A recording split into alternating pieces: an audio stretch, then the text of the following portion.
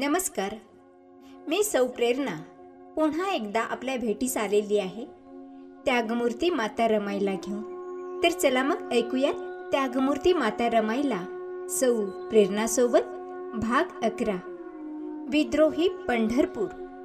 रमाचा देवावर विश्वास होता, धर्मावर विश्वास होता. भीमराव आंबेडकर आगीत उड्या घेत होते. रमाईचा नवरा वाघाच्या तोंडात हात घालत होता. नवऱ्याच्या जीवाला काही धोका होऊ नये म्हणून रमा उपास तापास करीत होती, पूजा करीत होती. कधी देवाला नवसही बोले. भीमरावांना रमाचा हा देवखुडेपणा पटत नसे, पण तिच्या भावना ते समजून घेत. कधी तिला ते जवळ बसवीत आणि देवधर्माचा फोलपणा समजावून सांगत, पूजेचा फोलपणा पटवून देत. नवसाची निरर्थकता तिच्या गळी उतरवत रमाईला नवऱ्याचं म्हणणं पटत होतं, पण मनातील संस्कार मानत नसत. नवऱ्याच्या चोरून ती पूजा करायची, देव लपवून ठेवायची. बाबासाहेबांच्या नजरेला काही पडणार नाही याची ती काळजी घेई. संस्कार असे वरचढ ठरत. रमानं पंढरपूरबद्दल बरंच ऐकलं होतं. पांडुरंग हा भक्ताचे लढे पुरवणारा देव आहे अशी तिची श्रद्धा होती. तिला चोखोबाबद्दल माहीत होतं. चोखोबाच्या बायकोचं बाळणपण विठोबानं केलं. जनाईचं दळण कांडण त्यानंच केलं. तिच्यासोबत गोऱ्या थापल्या या सर्व कथा तिच्याही कानावर होत्या. त्यामुळे कधीतरी पंढरपुरात जावं असं तिनं मनातल्या मनात ठरविलं. आषाढी कार्तिकेला पंढरपूरला जावं, पांडुरंगाचं दर्शन घ्यावं, आपल्या नवऱ्याला सुरक्षित ठेव, सुखी ठेव असं मागणं त्याला मागावं. यासाठी तिला पांडुरंगाचे वेध लागले होते. आपला हा बेत साहेबांना पसंत पडणं शक्य नाही हे ती जाणून होती. तरी खडा टाकून पाहायला काय हरकत आहे, प्रयत्न करायला काय हरकत आहे. पंढरपूरला जावं म्हणते. एके दिवशी घाबरत घाबरत तिनं आपलं मन बाबासाहेबांजवळ मोकळं केलंच. रमाईचा हा प्रस्ताव भीमरावांनी ऐकला आणि ते कडाडले.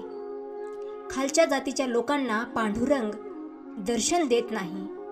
700 वर्षापूर्वी ते चोखामेळ्यालाही घेता आलं नाही. जो देव भक्तांना दर्शन देत नाही त्या देवाकडे कशाला जायचं आपण? जो देव पंड्यांचे ऐकतो आणि प्रांजळ भक्तांना जवळ येऊ देत नाही तो देव काय कामाचा? काय करायचं त्या पंढरपूरचं?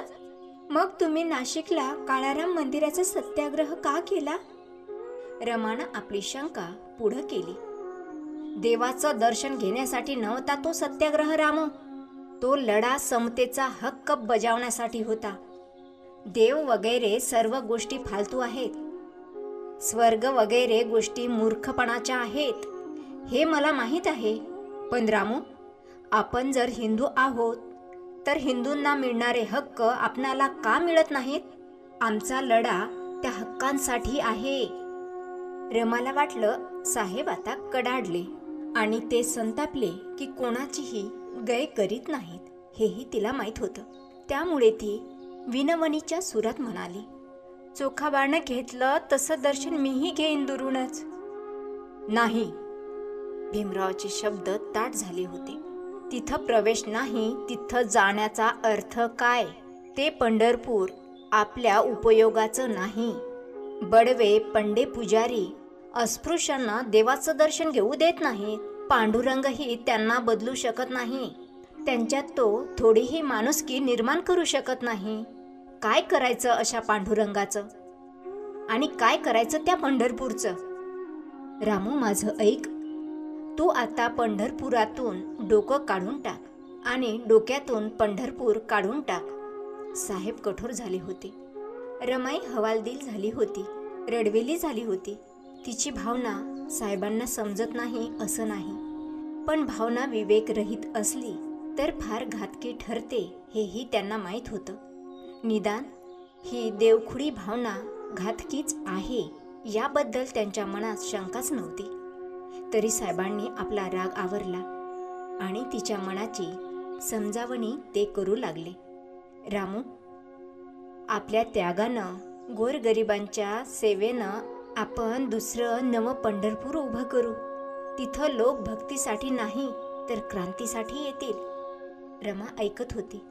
पतीच्या शब्दाबाहेर जाणं तिला अशक्य होतं. साहेबांच्या एवढा विद्वान माणूस तिनंही पाहिलंच नव्हता. आपला हा महान पती आपल्या अहिताचं सांगेल अशी कल्पनाही तिला करता येणे शक्य नव्हतं.